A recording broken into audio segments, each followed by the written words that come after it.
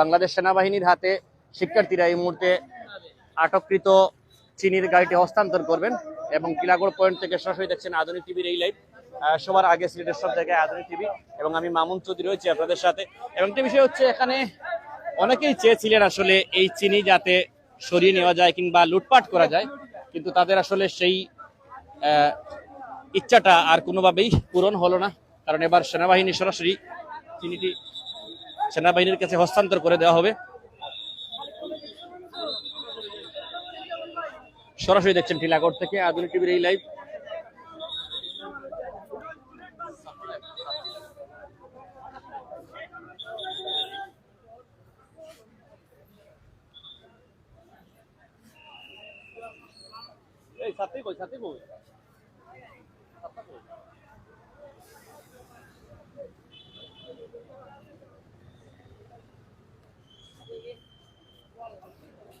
টিলাগড়ের চিনিকাণ্ডে ইতিমধ্যে পুরো সিলেট কিন্তু একটি আলোচনা চলে আসলো যে আসলে কি হতে যাচ্ছে। অনেকেই কিন্তু লুটপাট বা চিনি নেওয়ার চেষ্টা করেছিলেন, কিন্তু স্থানীয় জনতা এবং যারা ছিলেন, আমরা একটু যাচ্ছি ভাই, একটু বলো ভাই, বলুন সরি সাইড দেন ভাই, একটু আপনারা যেহেতু আমাদের কাছে হ্যান্ডওভার করছে, আমরা এটা এখন নিকটস্থ থানায় দিয়ে আসবো। কারো কোনো দ্বিমত আছে এটা নিয়ে? জি না ভাই, প্লিজ, আমি এটা কোনো কমেন্ট নেই, নো কমেন্ট। সাংবাদিক ভাই, আমার একটা কথা, আমার কথা বুঝুন। আচ্ছা, এখন আপনারা একজন বলেন যে ড্রাইভার হিসাবে এই ট্রাকটা দিয়ে আসতে হবে, কারণ আমার কাছে ম্যাক্সিমাম টাইম মানে আমি এখনো ইনফর্ম পাই আইছি তারা মাদক যে জিনিসগুলো আছে ওগুলা হস্তান্তর করে আওয়ামী লীগের জেলা টুকাই যারা আছে। আমিও একটু আগে আম্বরখানা থেকে আইছি, তারপরে আমি সব ইনফর্ম করলাম যারা আছেন সবাই একটু খেয়াল করি দেখবা আওয়ামী লীগের জেলা যারা সেরা সবগুলো ইয়ে করে।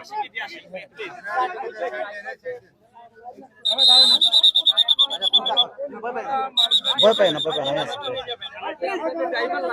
আমাদের একজন ড্রাইভার লাগবে, লাইসেন্স আছে কারণ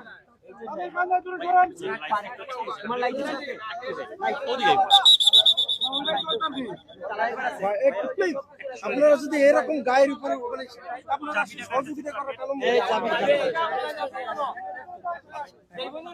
হ্যাঁ দেখেন, এখানে ভিড় করার কিছু হয় না।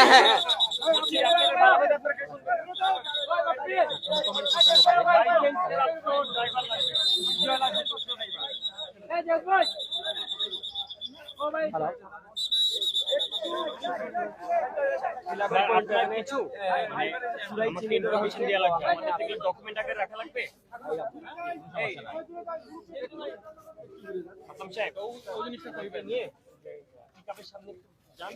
কিছু ডকুমেন্টেশন আপনার নামটা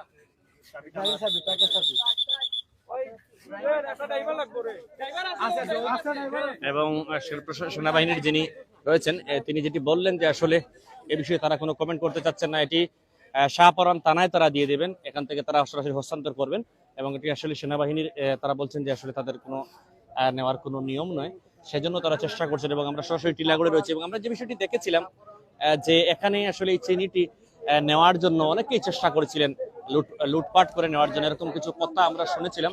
এবং যারা রয়েছেন আমাদের সাথে সবাইকে আমরা বলতে চাই, এই মুহূর্তে রয়েছে আমরা সিলেটের টিলাগড় পয়েন্টে এবং এখান থেকে সরাসরি দেখাচ্ছি আপনাদেরকে সর্বশেষ চিত্র। যোগাযোগ করে আজ এখন সেনাবাহিনীর লোকজন আসলেন, আমরা ওনাদের কাছে এই জিনিসটা হস্তান্তর করলাম, কারণ এটা হচ্ছে গিয়ে এখন রাষ্ট্রের একটা সম্পদ। এই সম্পদটা আমরা রাষ্ট্রের কাছে দিয়ে দিলাম, রাষ্ট্র এটা দেখবে কিভাবে কি করা যায়। ওনারা বলছেন আমাদেরকে এটা আমাদের যে সাবরান থানা, এই এরিয়া তো সাবরান থানার এরিয়া, এই সাবরান থানায় ওনারা এটা হস্তান্তর করবেন নিয়ে, এইটাই ওনারা আমাদের এখনই বললেন।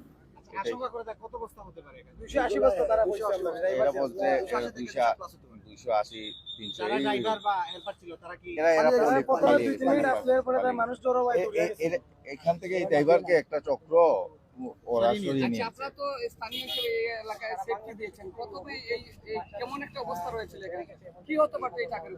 এই ট্রাকটা যদি আমরা এখানে না আসতাম, আমরা সবাই যদি আমাদের ডাক দেয়াতে আমরা আসছি, এরা সব নেতৃবৃন্দ আসছে, এখানে যদি আসতাম না তাহলে এখানে একটা সিন্ডিকেট লোকেরা এখান থেকে লুট করে নেয়ার একটা চেষ্টা করেছে, এই ট্রাকটা লুট করে নিয়ে যাওয়ার একটা চেষ্টা করেছে।